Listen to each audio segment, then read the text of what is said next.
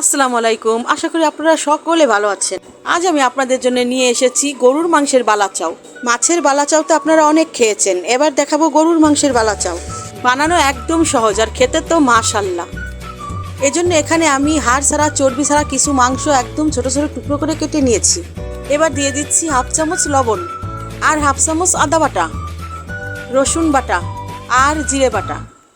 এখন আমি ভালো করে মাখিয়ে মেরিনেট করে রাখবো। মেরিনেট করাতে মাংসগুলো তাড়াতাড়ি সিদ্ধ হয়ে যাবে। এবার আমি একটি কড়াইতে একটু বেশি পরিমাণেই তেল দিয়ে নিচ্ছি। এখন দিয়ে দিচ্ছি 1 কাপ পেঁয়াজ কুচি।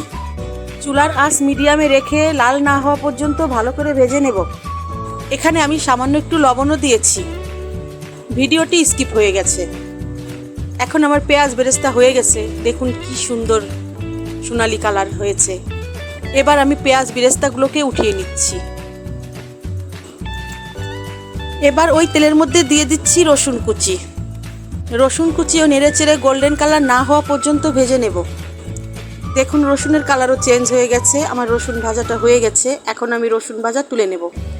এবার আমি রসুন ভাজাগুলো তুলে নিচ্ছি। খেয়াল রাখবেন যেন পুড়ে না যায়। রসুন ভাজাগুলো তুলে নেওয়া হয়ে গেলে ওই তেলের মধ্যে আমি দিয়ে দিচ্ছি কয়েকটি শুকনো মরিচ। শুকনো মরিচগুলোকেও লাল লাল করে ভেজে তুলে নেব। চুলার আঁচ কিন্তু লো টু মিডিয়ামেই রাখতে হবে, না হলে পুড়ে যাবে আর তেতো হয়ে যাবে, খেতে ভালো লাগবে না। মরিচগুলো আমার তুলে নেওয়া হয়ে গেল। এবার আমি ওই তেলের মধ্যে মাংসগুলো দিয়ে দেব আর অল্প আঁচে নেড়েচেড়ে ভালো করে ভেজে নেব। একটু সময় নিয়ে নেড়েচেড়ে ভালো করে মাংসগুলো ভেজে নেব, না হলে উপর দিয়ে পুড়ে যাবে আর ভিতরে কাঁচা থেকে যাবে, খেতে ভালো লাগবে না। চুলার আঁচ মিডিয়ামেই রাখতে হবে। এই দেখুন আমার মাংসগুলো ভাজা হয়ে গেছে। মাংসগুলো কেমন কালার চেঞ্জ হয়ে একদম মচমচে হয়ে গেছে। এবার আমি মাংসগুলোকে তুলে নিচ্ছি। ঠিক এই রকমই ভাজবেন, এর চেয়ে বেশি ভাজলে পুড়ে যাবে। মাংসগুলো তুলে নেওয়া হয়ে গেছে। এবার আমি ঠান্ডা করে ব্লেন্ডার জারে নিয়ে নিচ্ছি। সাথে 3-4টি ভাজা শুকনো মরিচও দিয়ে দিচ্ছি। এবার ব্লেন্ড করে নেব। এখন আমি একটি বাটিতে সবগুলো উপকরণ মিশিয়ে নিচ্ছি। প্রথমে ব্লেন্ড করা মাংস দিয়ে দিচ্ছি, এরপর দিয়ে দিচ্ছি পেঁয়াজ বেরেস্তা, তারপর দিয়ে দিচ্ছি ভাজা রসুন আর শুকনো মরিচগুলো।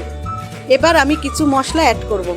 প্রথমে দিয়ে দিচ্ছি 1 প্যাকেট স্বাদে ম্যাজিক, তারপর দিয়ে দিচ্ছি হাফ চামচ চাট মশলা আর দিয়ে দিচ্ছি হাফ চামচ টেস্টি লবণ।